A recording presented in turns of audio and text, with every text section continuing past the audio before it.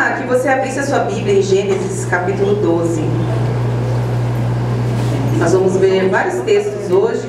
Alguns eu nem vou pedir para você abrir, para a gente agilizar.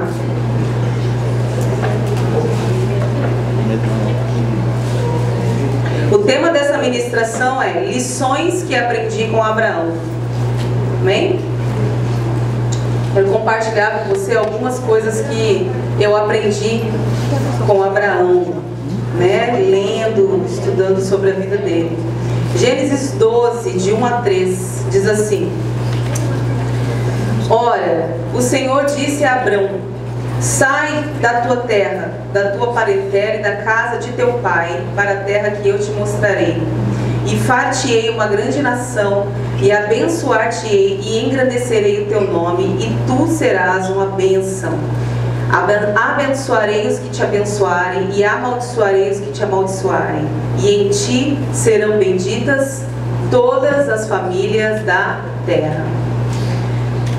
Algo que eu aprendi com a vida de Abraão é que quando Deus nos chama, nós não temos a menor ideia do alcance desse chamado e daquilo que Deus quer fazer nas nossas vidas. Amém? Amém. Quero dizer para você que quando Jesus te chamou pelo nome, quando Ele te atraiu para a presença dEle, isso pode ter acontecido faz tempo ou pode ter acontecido recentemente, como é o caso de alguns irmãos aqui. Mas eu tenho certeza que você não tem ideia de onde Deus pode te levar e quais são os planos que Deus tem para você.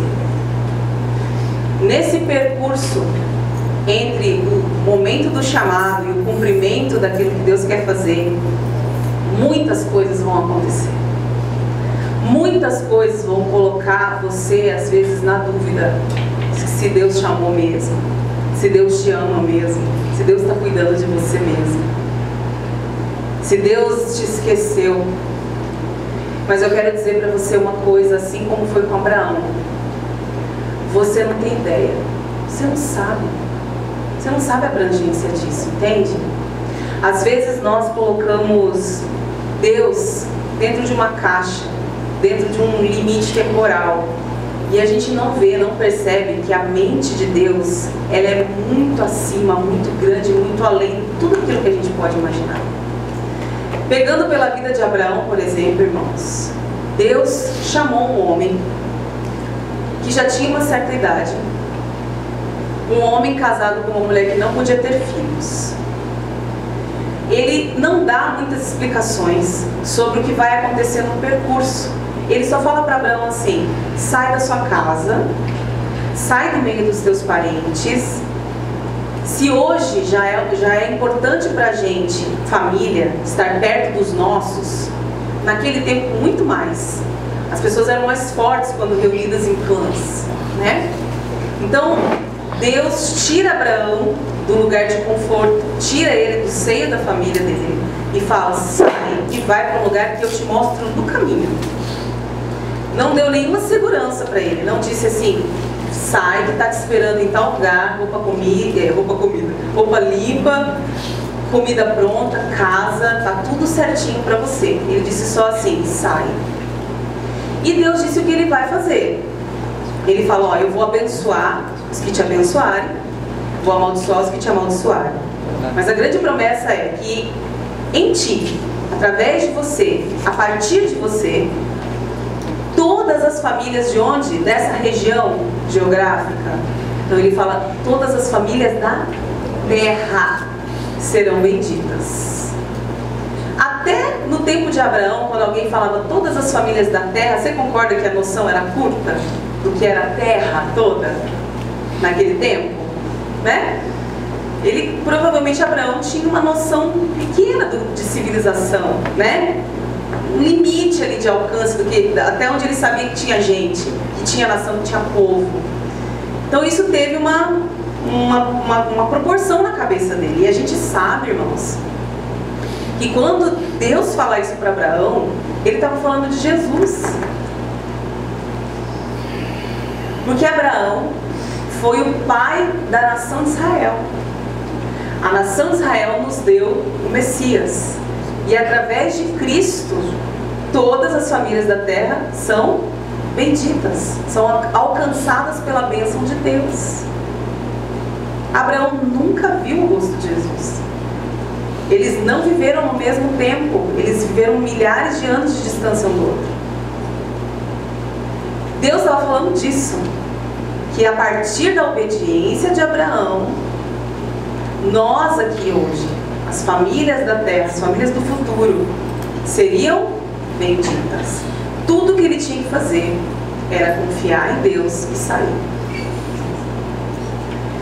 Deus estava começando um plano muito grande. A nação Israel não existia ainda. Ela ia vir de Abraão.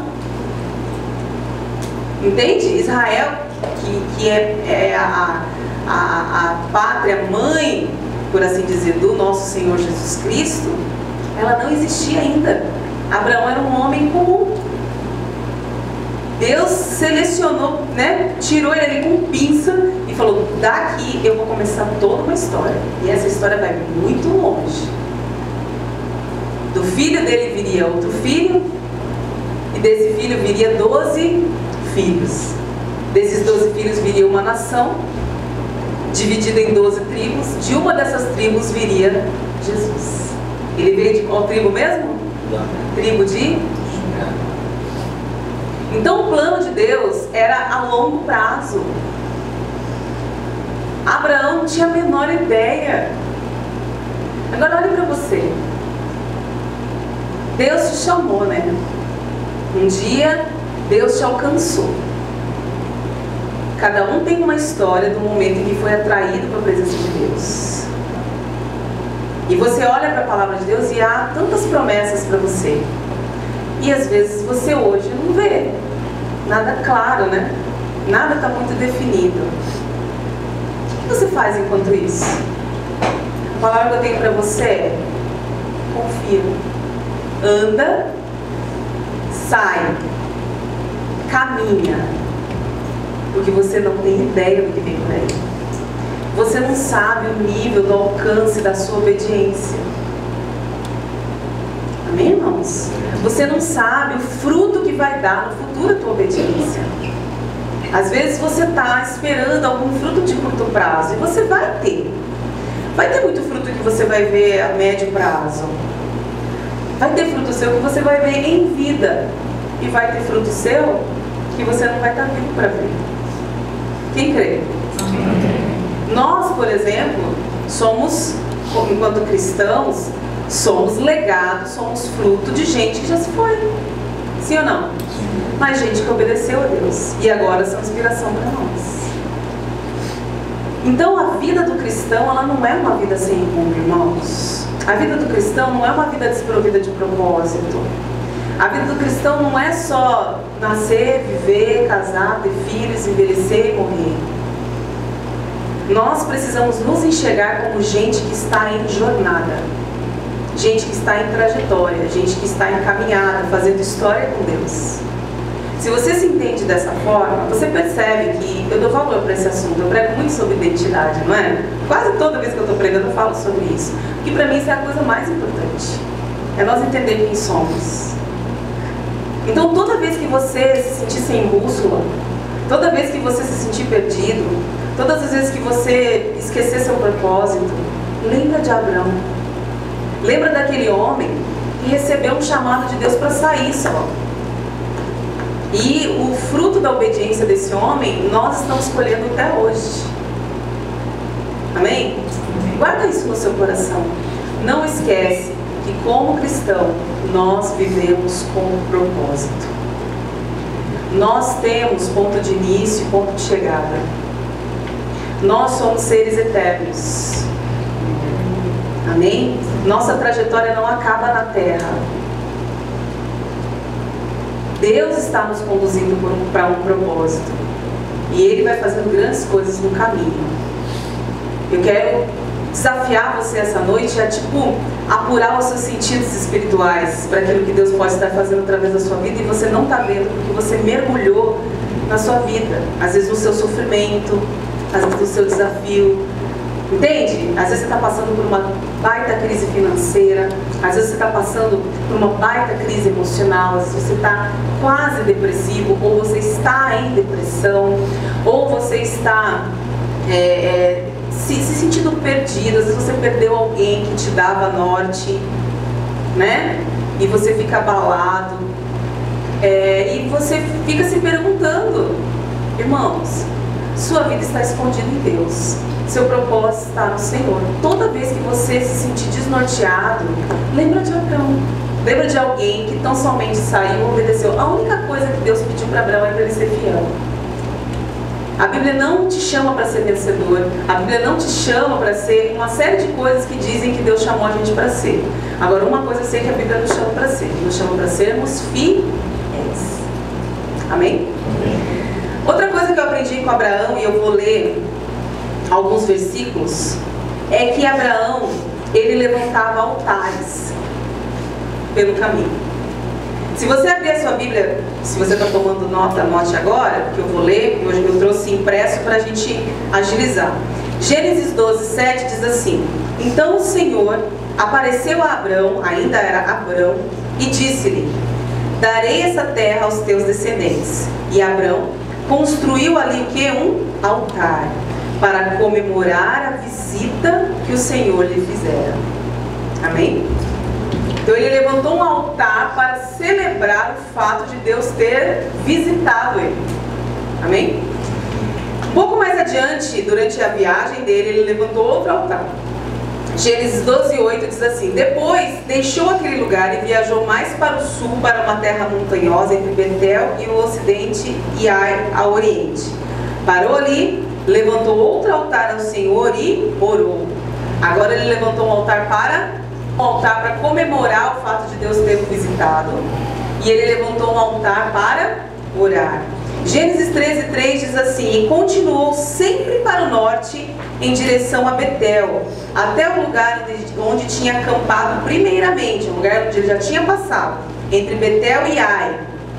E ali prestou novamente culto ao Senhor. Levantou um altar para prestar culto, para adorar. Gênesis 13:18. Abraão mudou-se novamente. Foi viver junto dos carvalhais de Manre, perto de Hebrom, e levantou ali um altar ao Senhor. Isso foi depois dele se separar de Ló, que era primo dele. Quando Ló foi para Sodoma e Gomorra, ele ergue um outro altar. Então, Abraão tinha por costume levantar altares. Nessa época ainda não tinha aquela noção de tabernáculo, de sacrifícios, mas já havia o hábito de se levantar altar. Altar às vezes era um montão de terra, às vezes era um monte de pedras não lavradas que eram colocadas uma em cima da outra, um monte de pedras assim, uma em cima da outra. E esses altares eram como que marcos, sabe? De forma que se eu passo, deixo um altar, quando eu volto eu encontro ele de novo, eu lembro do porquê que eu levantei aquele altar na ida. Entende? Então eles simbolizam momentos, marcos da nossa vida. Eu quero dizer para você, na sua trajetória, levante altares ao Senhor. Amém. Você precisa ter na sua vida pontos em que você viveu uma experiência com Deus, venceu. E essa experiência, ela fica como um marco na tua vida. Coisas que você pode retomar somente no passado e falar: eu passei por isso. Eu sei que Deus me ensinou ali. Olha, eu estou passando por algo parecido. Eu vou resgatar aquela lição e vou aplicar aqui. Amém? Amém. Então, para isso que serve essa noção de altar. Os altares, eles simbolizam, por assim dizer, as nossas experiências e as nossas reações durante essas experiências, né?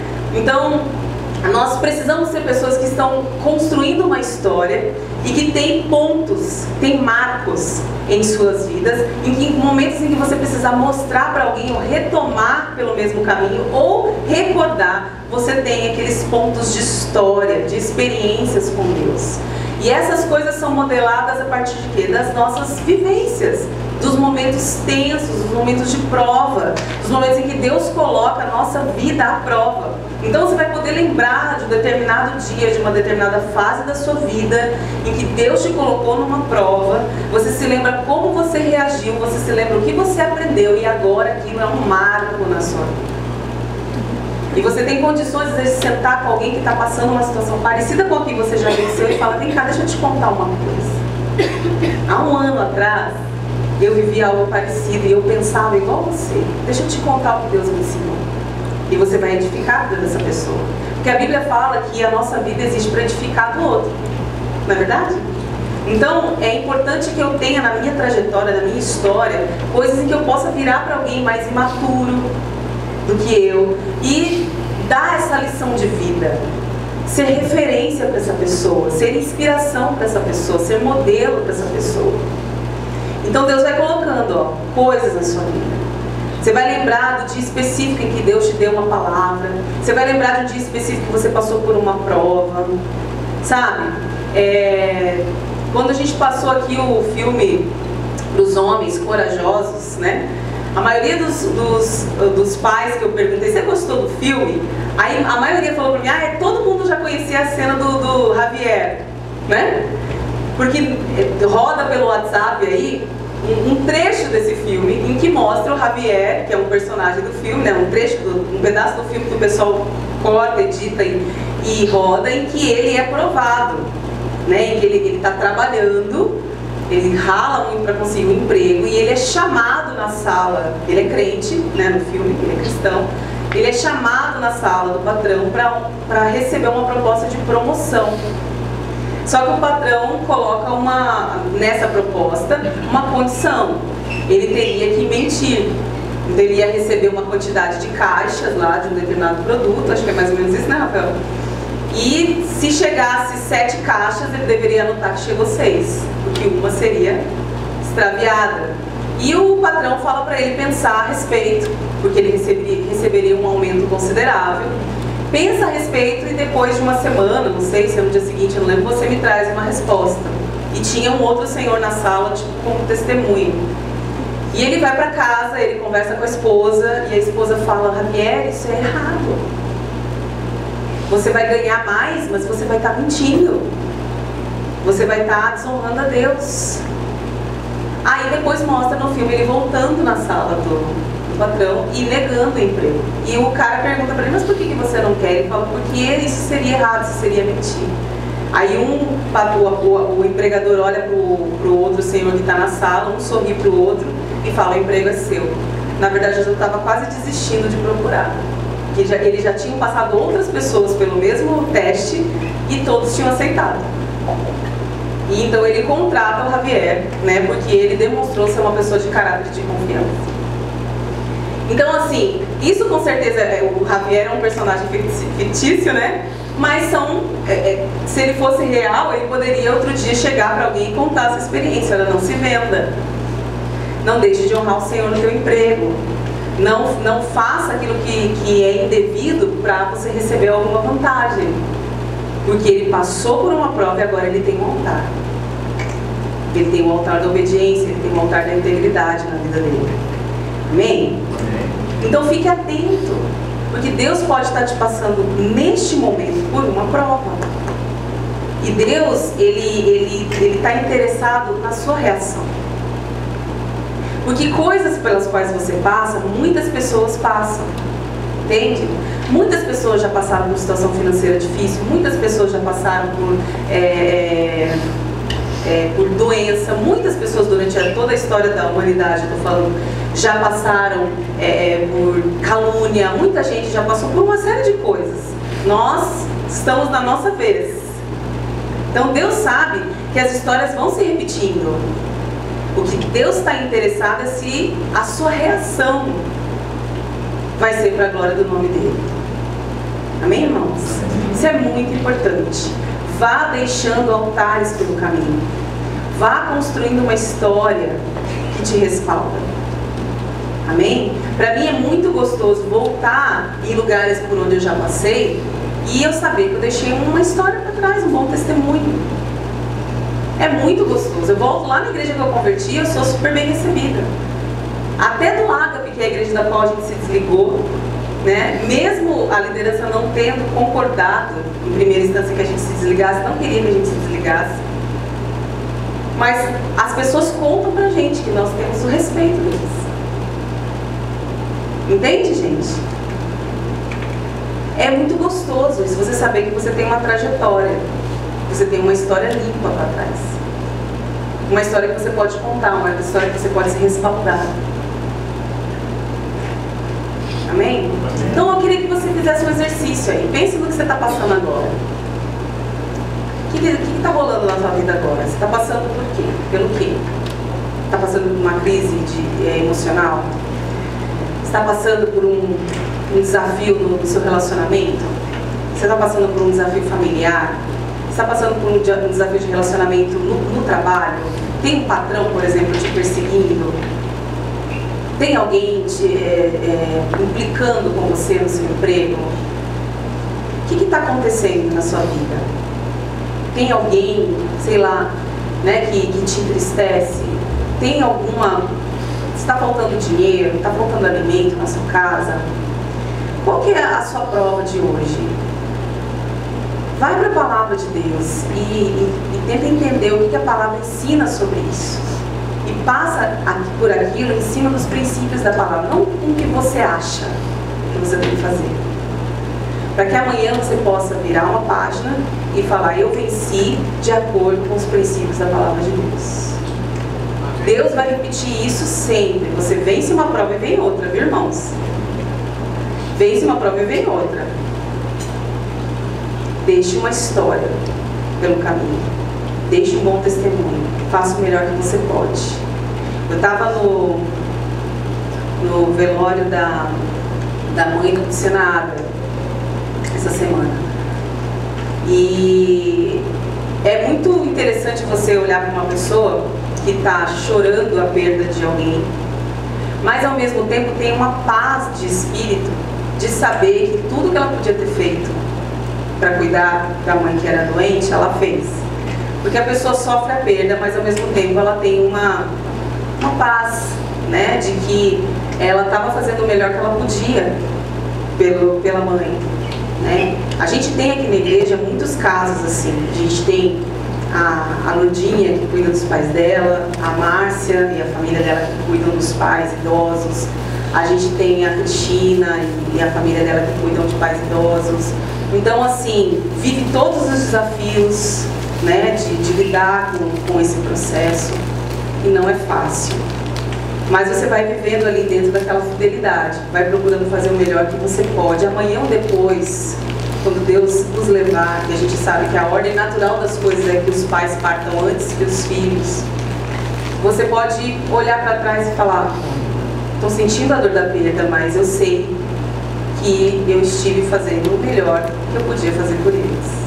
Mais um altar construído na sua vida. Você pode ensinar seus filhos, você pode ensinar seus netos, você pode ensinar os mais novos na fé, o que é honrar os pais, o que é honrar os idosos. Quem está me entendendo? Em tudo é assim, no seu ministério, na igreja, na sua vida na escola, na sua vida no trabalho. Vá deixando altares, vá construindo uma história decente. Vai ter, e eu posso falar isso de caso vivido, vai ter momentos em que às vezes tudo que vai restar é a sua história. É a sua história que vai te respaldar. As pessoas vão olhar e vão falar assim: essa pessoa tem uma história que eu conheço. Amém, irmãos? Então, tenha esse cuidado na sua vida. Outra coisa que eu aprendi com Abraão é que o fato de você estar fazendo tudo certinho, obedeceu a sair, começou a andar em obediência, começou... Eu estou falando aqui pra gente fiel, amém? Eu estou falando aqui pra gente que obedeceu ao chamado de Deus e está procurando viver, né, de acordo com esse chamado, e que está levantando altares no caminho, altares de obediência, de honra. Eu quero dizer que eu aprendi com Abraão que o fato de você estar vivendo em obediência a Deus não significa que tudo vai ser fácil e vai ser claro o tempo todo. Por vezes Abraão não entendia o que estava acontecendo.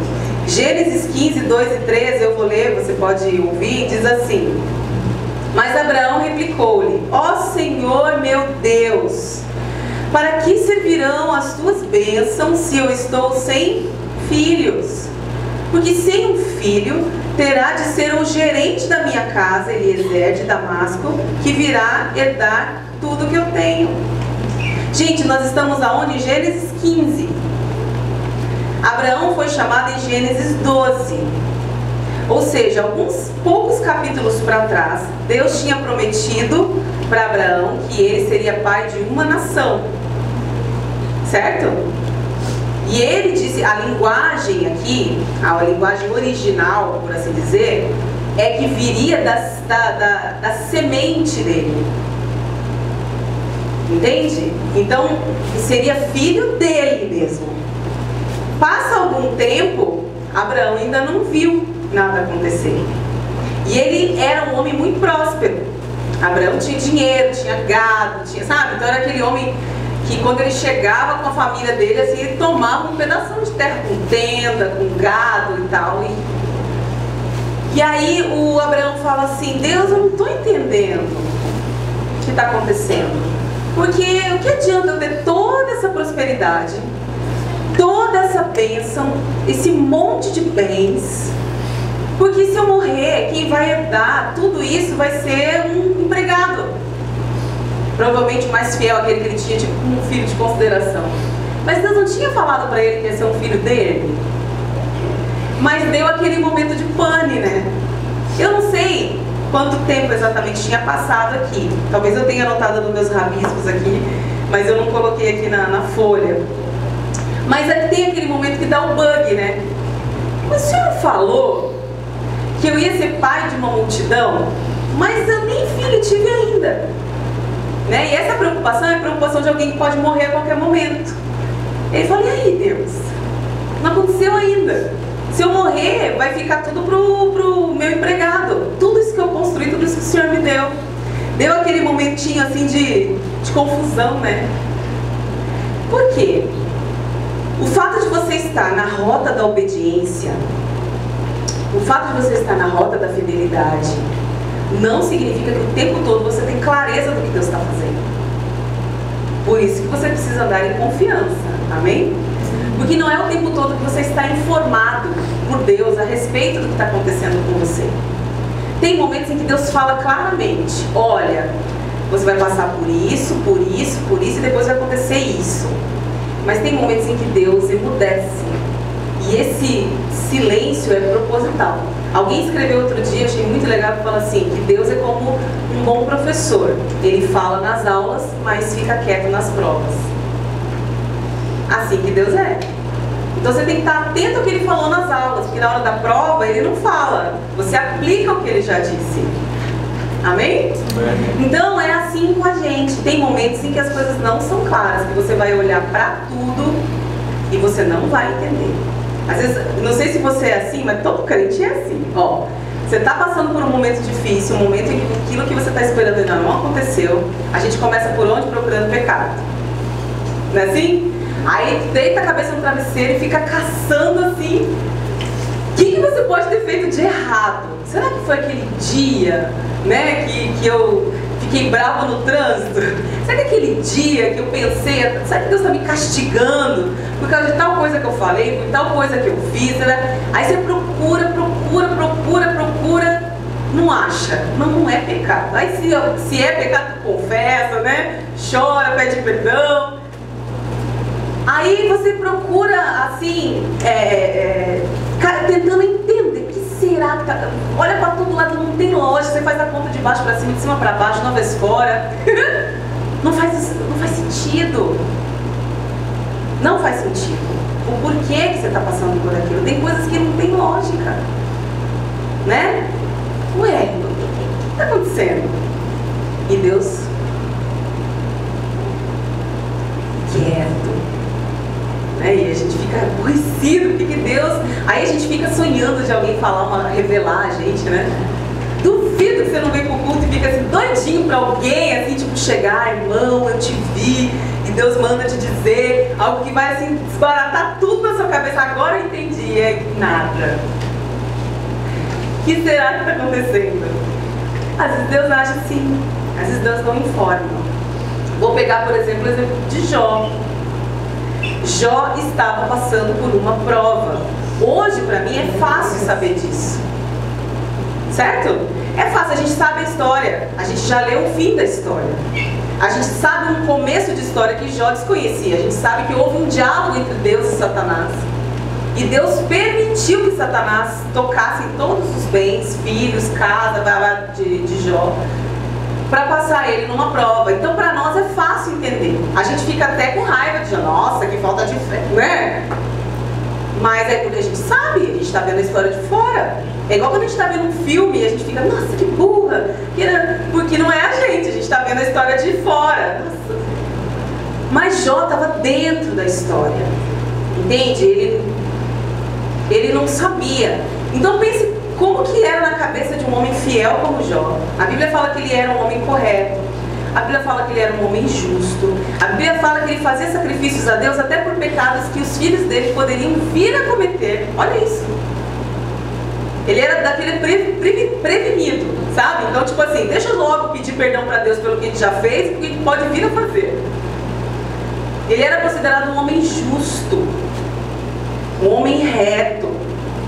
A Bíblia faz de propósito, ela dá todas as qualidades de Jó para a gente poder estar informado de quem era esse cara. Como ele era correto, como ele era temente, como ele era um homem justo, como ele era um homem que todos conheciam como um homem bom, papapá, papapá. Aí agora pense você no lugar dele. Tá tudo certinho, você tá assim, não, minha vida tá zerinho com Deus.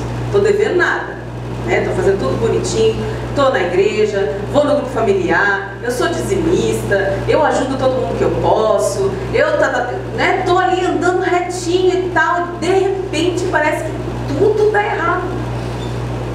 Parece que vem um vento, literalmente, que levanta a sua casa de perna para cima e você fala, gente, o que está acontecendo aqui comigo? E a Bíblia fala que Deus silenciou com Jó. Deus podia, em segredo, falar, Jó, é o seguinte, ó, não fala nada, mas é o seguinte, é uma prova, tá? Só aguenta firme aí, que a gente ganha do diabo. Não me vergonha, hein? Botei meu nome nessa história. Faz bonito aí. Não falou nada.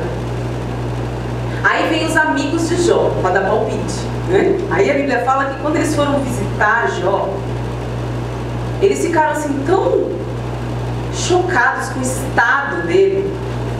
Pensa que você vai visitar um amigo rico. Você vai na casa dele, a casa dele é chiquérrima. Tem tudo. Ele tem um monte de filhos, os filhos bem casados, os filhos estruturados.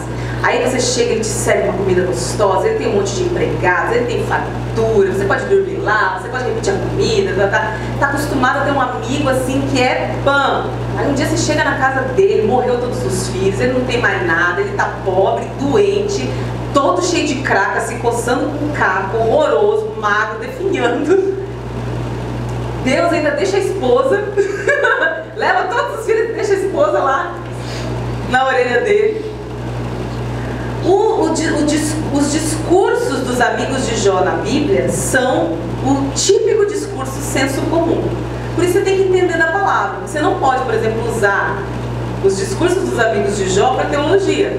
Porque o que eles falam, Deus reprova depois. Então você vai lá no livro de Jó e pega lá um discurso dos amigos de Jó e usa para doutrina, tu vai dar uma mancada. Porque eles falam o senso comum. Qual que é o senso comum? O raciocínio natural. Se um homem é justo e correto, ele é abençoado. Se ele está sendo amaldiçoado ou está passando por um problema, é porque ele então está no pecado. E basicamente foi isso que eles falavam. Bom, eles ficavam tentando fazer Jó confessar pecado. Vai, gente, fala aí o que está acontecendo, abre seu coração com a gente, né? Porque isso não é normal, Jó. Se está acontecendo isso com você, alguma coisa está errada na tua vida. E ficaram lá, blá, blá, blá, blá, e Jó já estava ficando, né? E eu sempre recomendo para você ler o livro de Jó, porque a coisa mais louca que tem é o dia que Deus resolve responder. A coisa fica séria. Quando Deus já chega na ironia. Vamos conversar. Vocês são tão inteligentes, né? manjam de como as coisas funcionam. Vamos conversar então, me explica. E Deus começa, ó, né? Coloca eles na parede, coloca a inteligência deles na parede, coloca o raciocínio, a sabedoria deles na parede, desmonta os argumentos deles. E eu sei que quando a situação reverte lá no final, tudo que Jó consegue dizer é: de fato eu não sabia nada, agora eu sei. Mas ele só passou a saber porque foi provado e aprovado por Deus. Então vai ter momentos em que você não vai entender. A minha dica para você é: fica firme. Amém? Fica firme. Só não se esqueça que Deus continua sendo Deus. Ele continua no controle de todas as coisas. Eu quero dizer para você, em nome de Jesus, que você está liberado para chorar, amém? Não é pecado não, tá? Eu não estou falando que você tem que ser forte. Eu não estou falando que você não pode ficar triste.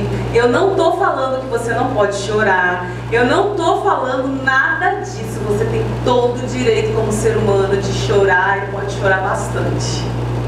Não tem problema. Deus não te condena por isso. O que desagrada é a incredulidade. Então você pode chorar e dizer para Deus: Deus, está muito difícil. Você pode chorar na presença de Deus e dizer: Deus, está doendo. Você pode chorar na presença de Deus e falar: Deus, não está fácil. Tudo isso você pode fazer, amém? Eu quero te liberar para isso. Não se sinta em condenação. Não se sinta menos crente quando te bater a vontade de chorar, quando te bater a vontade de dizer para Deus que está difícil. E Ele sabe que está. O que entristece o coração de Deus, o que te reprova na presença de Deus, é a dúvida. É quando você, por conta do sofrimento, você duvida do amor de Deus. Isso Deus não aceita, irmãos. O pecado que condenou Israel a peregrinar no deserto foi o quê? O fato deles sentirem saudade das panelas de carne do Egito? Foi o fato deles sentirem saudade de como eles comiam bem no Egito, apesar deles apanharem pra caramba? O que entristeceu a Deus e condenou aquele povo foi: eles duvidaram de Deus. Eles viraram para Deus e falaram assim: Deus nos tirou do Egito para nos matar nesse deserto? Para que tirou a gente de lá? Eles lançaram em dúvida todo o propósito de Deus para eles. Deus não tolera isso. Amém? Deus não tolera isso.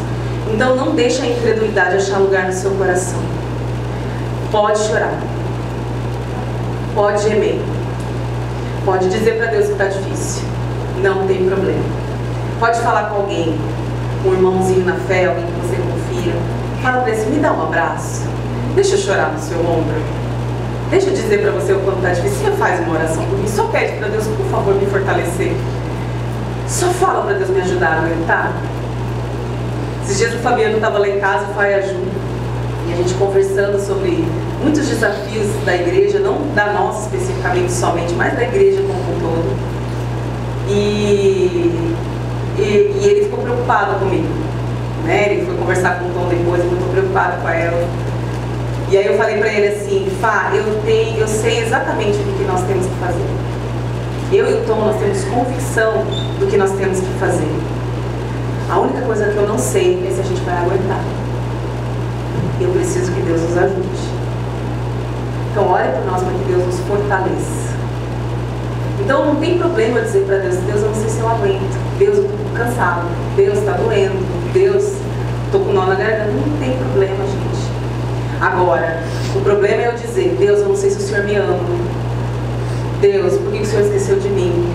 Deus, o Senhor não está cuidando da minha causa. O Senhor me esqueceu. Aí Deus se entristece. Amém, irmãos? Toma cuidado com isso, porque foi esse tipo de semente, esse tipo de proposta, esse tipo de discurso que a serpente lançou lá no Éden. Ele lançou uma dúvida sobre o amor de Deus. De uma certa forma, o que ele disse, o diabo, foi: Se Deus te amasse, Ele não te proibia de comer dessa fruta. Porque aí você teria conhecimento do bem e do mal. Por que Ele está te privando você disso? Então seduziu Eva na incredulidade dela. E ela comeu. Amém? Vigia com isso. Às vezes você não vai entender. Às vezes você não vai entender. Só permanece fiel. Amém? Por exemplo, quando Abraão foi sacrificar o filho, gente, ele não tinha explicação. Deus disse para ele depois que era uma prova. Amém? Depois ele entendeu. Mas em princípio ele saiu para literalmente matar o filho, o único. O filho da promessa, né? Ele tinha outro, mas o filho da promessa. Quer dizer, matar Isaac era de uma certa forma por a perder toda a proposta que Deus tinha feito para ele, sim ou não? Então era a coisa mais sem sentido do mundo. É a coisa mais sem sentido do mundo. Deus te dá uma promessa que está diretamente ligada ao filho, porque é a partir dali que ia vir todo o resto da história. E o menino cresce um pouco, Deus fala, mata ele. Oi? Ué, tá acontecendo? Deus está bipolar? Mas a Bíblia fala que ele simplesmente pegou o menino e foi. A gente sabe o final da história, mas Abraão não sabia, né, gente? E ele literalmente foi. Pensa, gente, o estado desse homem. Pensa o estado desse homem. O menino não sabia também. Você pega seu menino, sai com ele e fala assim, filho, vamos ali. O menino carregando as coisas que seriam usadas no sacrifício. E aí o menino está assim, pai, a gente vai fazer um sacrifício, mas cadê o cordeiro? E aí ele fala, Deus proverá. Pensa no coração desse homem, gente, ele já está em frangalhos, destruído, né? E ele, ó, mudo, ele foi. Eu acredito que Abraão talvez confiasse que Deus podia ressuscitar, né? Que Deus podia, mas ele foi disposto a fazer o que Deus pediu, mesmo sem entender. Então vai ter coisas às vezes que Deus vai te ensinar na palavra, vai pedir para você, que elas podem te parecer sem sentido, sabe? Tem coisas que você vai viver que parece que elas não fazem sentido. Mas Deus está por trás de tudo isso. O plano dele é mais abrangente do que aquilo que você pode raciocinar com a sua cabeça humana, né? A nossa cabeça humana, ela tenta, né, raciocinar um plano, que a gente tenta adivinhar o que Deus está fazendo. Mas você não tem a menor ideia. Você não tem a menor ideia. E o desfecho você também não tem a menor ideia. Você não sabe o que vai acontecer. E essa coisa de você se manter ali fiel à voz de Deus, mesmo quando não faz sentido, mesmo quando é estranho, vai fazer todo sentido, às vezes, no momento que você pode até não ver. Eu estava lendo um livro que o Fábio me emprestou, do John Piper, maravilhoso, e chama Doce e Amarga Providência, é o nome do livro. Doce e Amarga Providência. E ele vai trabalhando esses conceitos no livro, e ele fala, olha que interessante, que ele pega a história de Ruth. Noemi saiu da terra dela para uma outra terra, e ela tinha marido, 2 filhos e 2 noras. Tinha família. De repente morrem os 3 homens, sobram as 3 mulheres. Gente, estar só mulher numa casa, num contexto daquela época, sem ter um provedor, sem ter, a mulher não podia, não, deixa que eu me vire, eu arranjo um emprego, isso não existia. Não era assim para a mulher naquela sociedade. E é interessante que Noemi resolve voltar para a terra dela, voltar para Israel, Judá, não sei.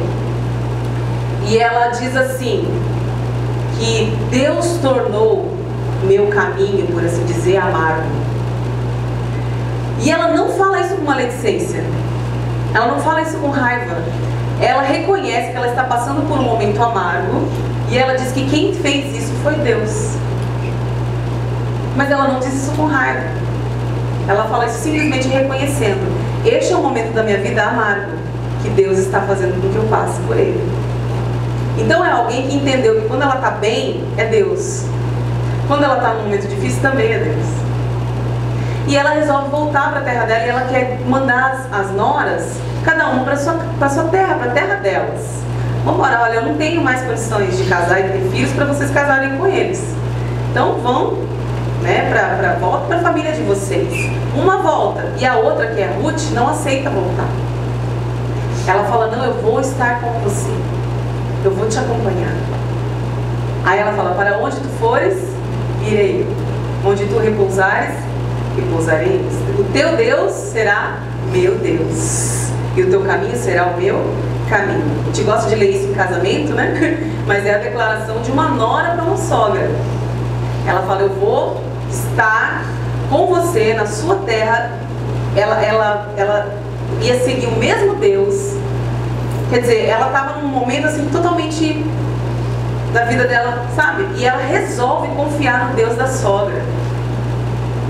E o que Deus faz? Você conhece a história? Deus cria toda uma situação de forma que ela se casa com Boaz. E essa estrangeira veio a entrar na linhagem do Messias. Então uma moça que poderia simplesmente ter voltado para a terra dela, ela se torna parte da linhagem de Cristo. Ruth está lá, na linhagem de Jesus. Então ela alcançou um lugar de nobreza na história bíblica. Tão somente porque ela decidiu ela decidiu seguir o Deus da sogra dela, que é o nosso Deus. Uma sogra que dizia: Deus tornou amargo o meu caminho. E ela esperou em Deus para Deus reverter essa situação. Outra coisa que eu aprendi com Abraão é que a gente atrapalha quando a gente tenta fazer do nosso jeito. E aí a gente tem que lidar com as consequências, ora maiores, ora menores. Portanto, seja responsável. Abraão, logo que ele saiu de casa, quando ele passou pelo Egito, ele contou uma meia mentira. Ou ele contou uma meia verdade, que é uma mentira inteira, né? Ele falou para a esposa dizer que eles eram irmãos. Eles eram de fato meio irmãos, né? Havia essa coisa de casar-se com pessoas do mesmo clã. Mas eles eram marido e mulher. E ele ficou com medo do faraó do Egito querer roubar. Eles podiam fazer isso, né? Os grandes reis, eles às vezes simplesmente olhavam para sua esposa e falavam: eu quero que ela seja minha mulher. Tchau. E ela era bonita, ele ficou com medo. Então ele falou: vamos falar que eu sou seu irmão. E houve uma confusão naquela terra por causa disso, porque ele tentou se proteger do jeito dele.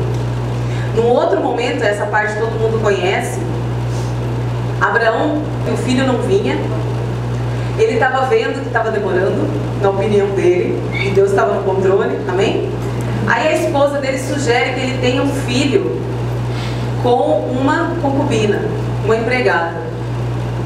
Abraão, para tentar dar jeito, para fazer a história acontecer, Deus falou que ele ia ter um filho. O filho não veio, a esposa era estéril. Então, por minha esposa, a esposa falou: então dorme com a concubina, porque o filho vai ser seu, vai sair de você, no final das contas.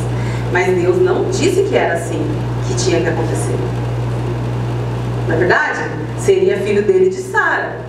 E ele tem um filho, gente, e esse filho foi um tormento na história.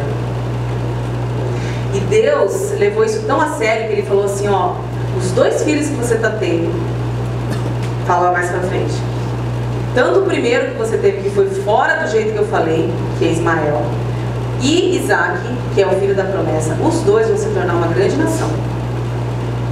É como se Deus estivesse falando assim: ó, a unção que eu coloquei em você não vai ter jeito de controlar. Mesmo Ismael não sendo filho da promessa, ele também vai ser uma nação forte. Só que essas duas nações, elas vão ser inimigas para sempre. Elas vão guerrear entre si. O Ismael, filho da promessa, ele é pai dos palestinos. Ismael é pai dos árabes. O conflito entre árabes e palestinos durou até nossos dias. Você entende do que eu estou falando? Da mesma forma que o alcance da obediência é longo, o alcance da desobediência também é. Foi a mesma coisa com Davi. Davi pecou com Betseba. Eles se arrependeram, mas Davi sofreu as consequências disso dentro da família dele. Muitas coisas desandaram na casa de Davi por causa disso. Então nunca tente dar jeitinho, nunca tente malandragem, nunca tente ajeitar para Deus. Amém? Nunca. Porque as consequências vêm e elas são duradouras também. Não seja, sabe, manipulador. Não tenta fazer a coisa como quem não fez para dar jeito. Não age dessa forma.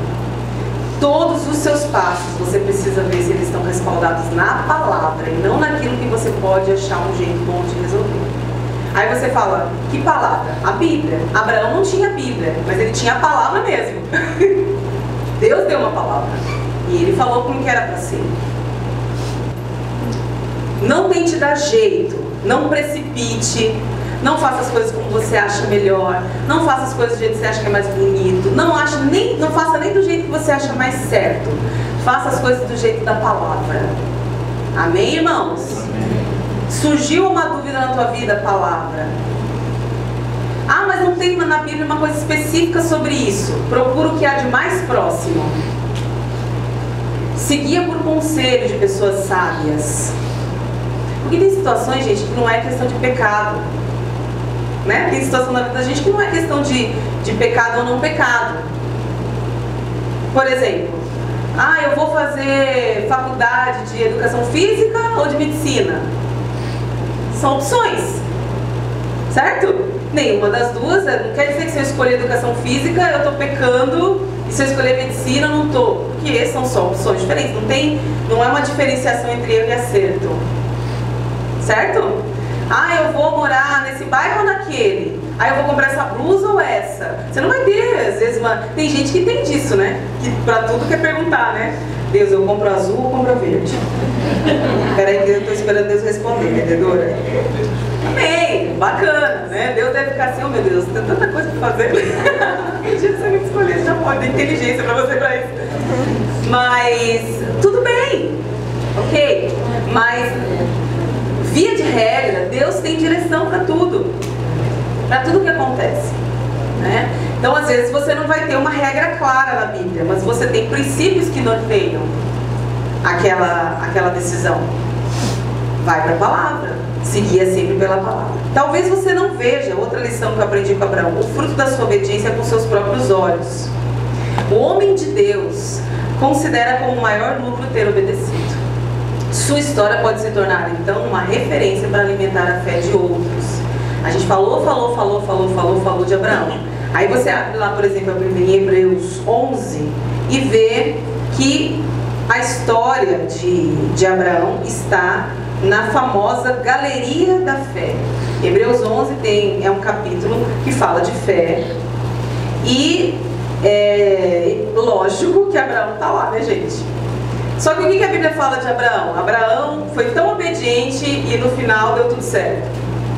Será que é isso? Hebreus 11, a partir do 8, diz assim, escuta bem, se você abriu a Bíblia, leia. Se você não abriu, dilata aí o ouvido para você prestar atenção no que eu vou ler aqui. Dá para dilatar o ouvido? Não, né? Sei lá, apura o ouvido. Pela fé, Abraão, sendo chamado, obedeceu, indo para um lugar que havia de receber por herança, e saiu sem saber para onde ia. Pela fé, habitou na terra da promessa como em terra alheia, morando em cabanas com Isaque e Jacó, herdeiros com ele da mesma promessa, porque esperava a cidade que tem fundamentos, da qual o artífice e construtor é Deus. Pela fé, também a mesma Sara recebeu a virtude de conceber e deu à luz já fora da idade, porquanto teve por fiel aquele que lhe tinha prometido. Por isso também de um, e esse já amortecido, descenderam tantos em multidão, como as estrelas do céu, como a areia inumerável que está na praia do mar. Todos estes morreram na fé, sem terem recebido as promessas, mas vendo-as de longe e crendo-as e abraçando-as, confessaram que eram estrangeiros e peregrinos na terra. Porque os que isto dizem claramente claramente mostram que buscam uma pátria. E se na verdade se lembrassem daquela de onde haviam saído, teriam oportunidade de tornar. Mas agora desejam uma melhor, isto é, a pátria celestial. Por isso também Deus não se envergonha deles, de se chamar seu Deus, porque já lhes preparou uma cidade. Amém. Aplauda o Senhor por essa palavra. Glória a Deus. A palavra de Deus está falando que Abraão, assim como outros homens de Deus, saíram. No caso de Abraão, ele saiu de casa, partiu sem saber para onde ia, que ele gerou Isaac e Jacó. Esses também ouviram de Deus a mesma promessa. Deus repetia a mesma promessa que ele fez para Abraão. Quando Isaac ficou adulto, ele repetiu para Isaac. Quando Jacó ficou adulto, ele repetiu para Jacó. Entende? Ele foi passando a promessa adiante. Significa que Abraão em vida não viu a grande nação que Deus prometeu que viria dele. Amém? Abraão foi chamado e Deus disse que ele teria uma família imensa e numerosa como a areia da praia do mar e as estrelas do céu. Eu pergunto para você, Abraão viu isso acontecer? Abraão, quando morreu, ele ainda tinha uma pequena família. Deus repete a mesma promessa para o filho dele. Isaac viu isso? Não viu. Deus repete a mesma promessa para Jacó, filho do filho de Abraão. Eu pergunto para você, Jacó chegou a ver? Jacó, querido, ele morreu no Egito. E quando ele chegou no Egito com a família dele toda, eles eram em torno de 70 pessoas. 70 pessoas dá para contar. Não é inumerável como as areias da praia, nem como as estrelas do céu, certo? Então nem Abraão, nem Isaac, nem Jacó viram com seus próprios olhos a promessa de Deus se cumprindo, que eles seriam pais de uma grande nação. O Jacó, o último lá, patriarca, ele viu a família de 70 pessoas. Ele, na época que seu filho José foi governador do Egito, eles mudaram todos para dentro do Egito. Depois da morte de Jacó, eles se multiplicaram grandemente dentro do Egito, mas Jacó não viu isso. Depois eles se tornaram a nação de Israel. O que eu estou dizendo para vocês? Aquilo que eu disse no início, tem coisa que Deus está planejando para você, que você só tem que caminhar em direção a elas. Você vai se alimentar da promessa. Você não sabe de que forma Deus vai cumpri-la. A alegria do cristão não é ver o resultado, é saber que foi obediente na jornada. Amém, irmãos? Amém. Guarda isso que eu estou te falando. Qual que é o seu maior troféu? Olha o que o texto fala desses homens. O texto que eu li de Hebreus está falando assim, ó, que Deus não se envergonha de ser chamado de o Deus deles. Irmãos, Deus não se envergonha de ser chamado Deus desses homens. É como se Deus se orgulhasse, eu sou o Deus deles, destes homens fiéis. Amém? Hoje na RGD eu estava falando com servos, né? E eu falei assim, gente, nosso coração como pastores não está nessa geração. Nós, eu e Tom, estou falando como pastores, nós amamos muito vocês. E eu quero até repetir isso, se uma coisa que vocês têm que ter certeza é que nós amamos vocês. Pode ter certeza. Mas tem coisas que nós estamos semeando aqui que nós não temos expectativa de ver agora. A gente já morreu para isso. Se até eu completar uma certa idade, estou com 40 e poucos, né? De repente Deus nos manda continuar trabalhando com a mesma igreja, no mesmo lugar, por mais 20 anos, Talvez, se eu tiver a alegria de conseguir perceber que aquilo que a gente está tentando ensinar está havendo uma compreensão, está se multiplicando, eu vou ficar muito feliz. Mas a gente nem está debaixo desse jugo. Nós temos projetado, quando nós trabalhamos com vocês, na verdade nós estamos pensando numa próxima geração. Nós nos preocupamos em formar vocês, porque nós sabemos que vocês influenciarão uma nova geração. Amém? Amém. Queridos, eu sempre falo isso parece pessimismo. Às vezes as pessoas não gostam que se diga isso. Mas, gente, eu falo isso de fato conhecido. É algo que pastores sérios têm conversado seriamente sobre isso. Esta geração cristã brasileira é praticamente considerada vaciada, perdida. Porque é uma geração que se perdeu no propósito. É uma geração amortecida, entorpecida, de baixo compromisso, de muita exigência. Gente que não quer se envolver muito, gente que não quer pagar preço, gente que esqueceu quem é, gente que quer só bênção, quer vantagem. E nós estamos tentando quebrar isso. Amém? E ir formando outra mentalidade, só que isso leva anos às vezes. E à medida que a gente vai trabalhando isso, isso vai, em nome de Jesus, repercutindo na maneira que você vai conversar com seu filho. Vai nos adolescentes, passa para as crianças. E em nome de Jesus nós teremos uma geração do avivamento aí para frente. E não precisa ser a geração nova no sentido das crianças e dos nossos adolescentes. Eu estou falando da gente mesmo. Se Deus renova a nossa mente, nós nos tornamos uma nova geração, sim ou não? Sim. Eu creio nisso. É para isso que eu trabalho.